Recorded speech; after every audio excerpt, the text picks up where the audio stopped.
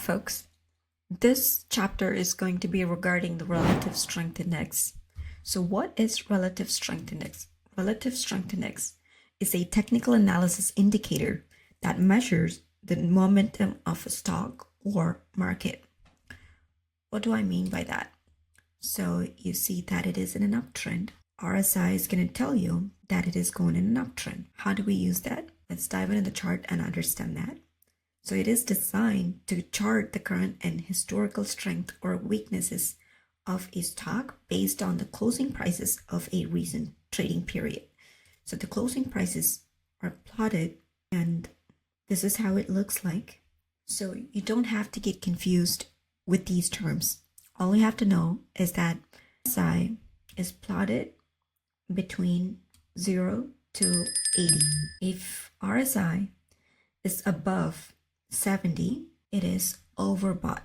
If the RSI is below 30, it is oversold. Whenever you see a token mentioned by anyone that you know, you should wait. You should go to the daily time frame first and see where the chart is. As you can see, let's say someone was talking about this token here, and this is where you get to know about this token. Can you buy this? Absolutely not, because it is above 70. It means a lot of people have bought it and the trend has exhausted, and soon it's gonna start going down. Okay? And let's take another example. If you are finding about this token here, closer to 30, you can buy anywhere. Okay? This is perfect if you don't get below 30. You know, if it is below 30, no matter where we are at in the bear market, you can start accumulating every time it goes below 30.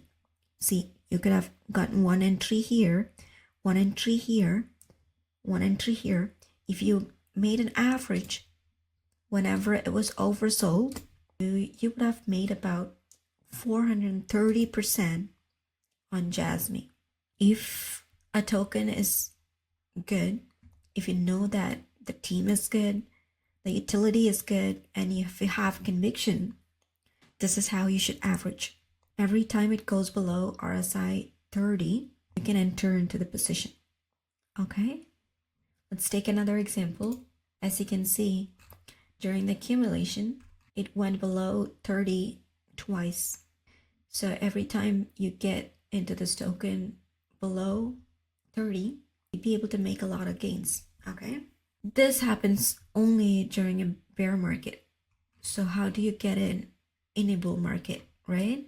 So whenever, see this right here, below 30, it's an entry for Cody for a higher time frame. If it comes again below 30, you could average again. That's what you should do. It is literally impossible for you to find the bottom of any token, but every time it comes below 30, you can enter into a position and start averaging if you have conviction. And what is this? Relative strength index divergence indicator. So here, the divergence means, now let's go to Bitcoin chart. As you can see here, Bitcoin's price was going up, but the relative strength index was actually going down. So in this case, there is a divergence, right? Whenever you see bearish divergence, it is going bullish, and RSI is going bearish. It's going to be followed by a bearish move. You see that here? Now let's see how good it is in predicting on the higher time frame. Let's go to the monthly chart. And as you can see, here it was going up and the RSI was going down, and RSI was overbought here, and this accurately predicted that it was going to dump, and it dumped, right? And let's go to the weekly and see if it happened. So before it went up, there was a bullish divergence. So this actually works on the lower time frame. I don't personally use it for trading. A lot of people still do, and a lot of people find it really useful for trading too.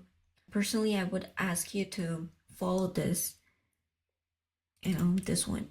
So there is a simple moving average, because sometimes it gives you false signals. So go to the style and change it to a darker color so you know where it is. So let's say it came down, you want to take a long position, and take a long position only after it goes above the simple moving average. If you take a long position here, sometimes it works, sometimes it doesn't.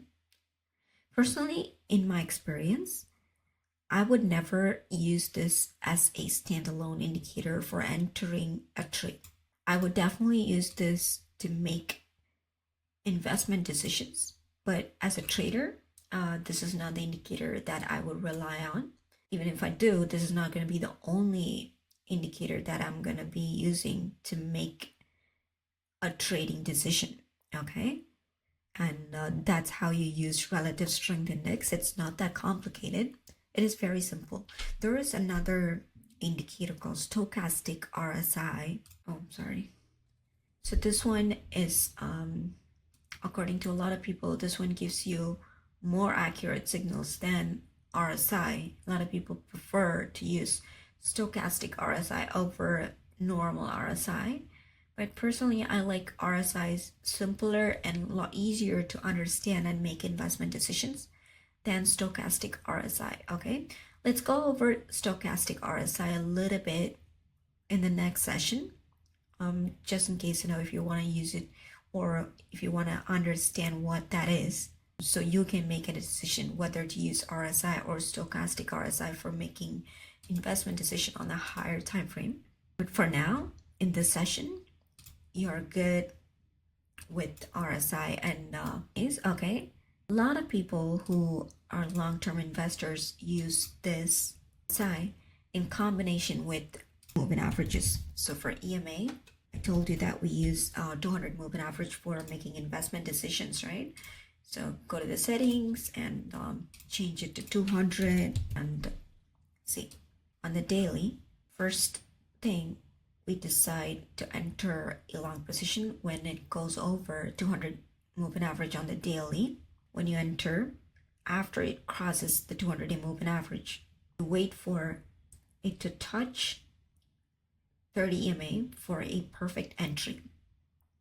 Whenever it goes below 30 EMA after it crosses the 200-day moving average, you can average in a bull market, okay? Even though it is a bull market, as long as it's above the 200-day moving average, you can average every time it comes below 30 RSI, or at least closer to 30 RSI, okay?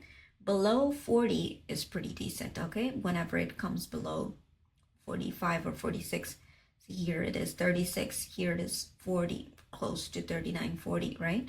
So here it is close to 34. So below 40 is pretty decent if you're trying to enter a bull market in an uptrend, okay?